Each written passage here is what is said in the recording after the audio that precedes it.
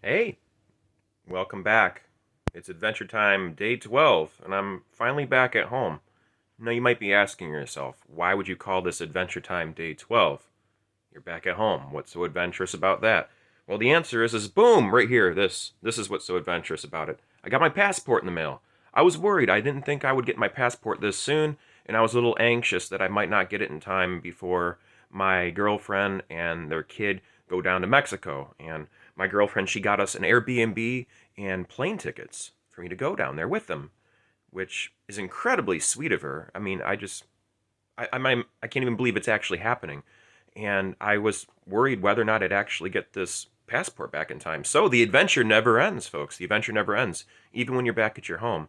I'm sitting here in my bed right now and reflecting on the day. I woke up later on in the day than I planned. I slept in a little bit because I'm an adult. That's right, I said it.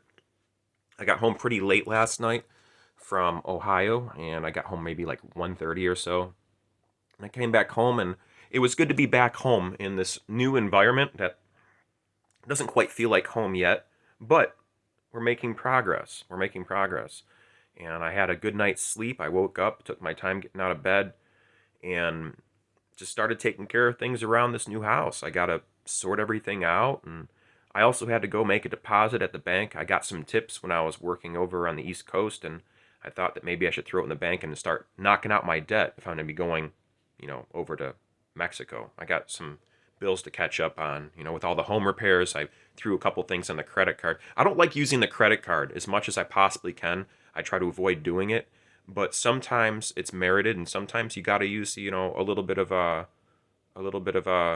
credit, I suppose. Generally, my rule is that I don't use the credit card unless I have the money in the account, and I try to pay it off at the end of each month whenever I can. But sometimes, you have to, put a little bit more on than what you're used to putting on there, and then my first priority now is to pay off all of that immediately because credit card debt and the interest rates on credit cards is just crazy. It's just insane how high those rates are, especially if you put them next to the rates you would normally get if you were saving money or if you were getting dividends on a stock or if you were otherwise investing in something where it gives you a percentage return. Like, they're really making their money out there on people who just make those minimum monthly payments. If you're one of those people making minimum monthly payments, I really hope that you put all of your efforts into paying off those cards off as soon as possible and your student loans, whatever else. And I know for a lot of people out there, it's just an astronomical amount of money and it looks like there's no end in sight.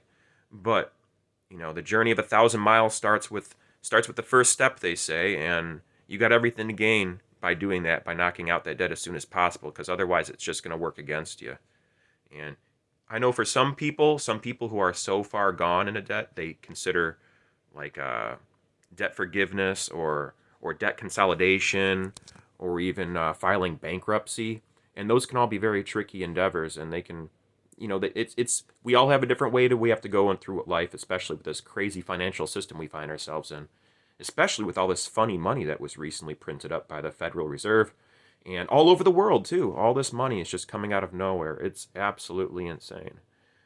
So when you really think about all these real life serious issues and everything going on in our world, when it comes to finances, when it comes to politics, when it comes to religion, differences of opinion, and how people treat each other, and how people sometimes feel like they're better than other people and they're more superior morally or religiously or politically or intellectually, and how they can talk down to each other, and how many people think that they know what's best for them, and that's probably the case. I think more often than not people know what's best for them in their personal situation.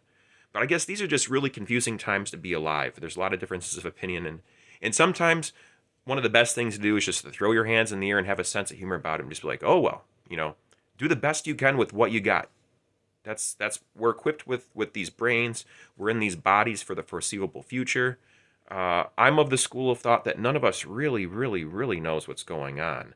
There's a lot of people out there that think they have the answers, and they found it in a book somewhere, whether it's the Bible or the Quran or a philosophy book or some page on the internet or perhaps some person who started a cult.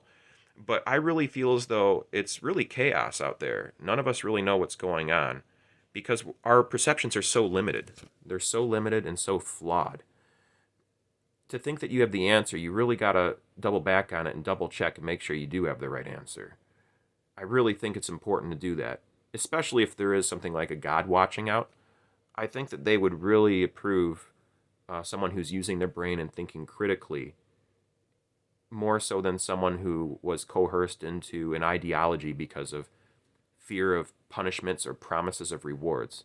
It just seems so archaic, or even like just I don't know.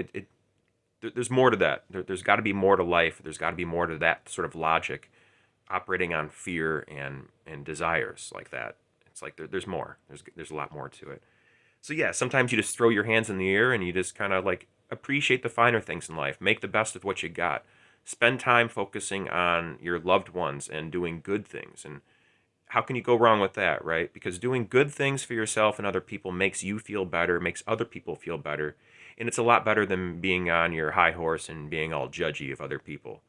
So I guess that's where I'm at with that today. A couple of interesting exchanges. But another thing you can do too is pick up a good book, or even a bad one, or even one you're not really familiar with. There's a comedian I like. His name is Joe Pera.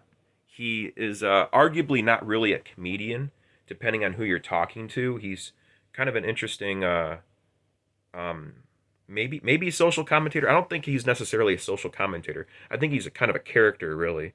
He kind of plays the role of like an old man, but he looks like a very young man.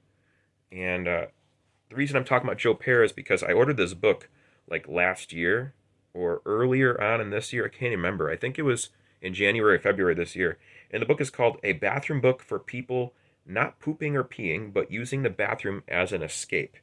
And I ordered this book a while back, and it finally came in the mail while I was gone on my vacation. And I probably read through half of it already while I was using the bathroom earlier downstairs. And it's as ridiculous as it sounds.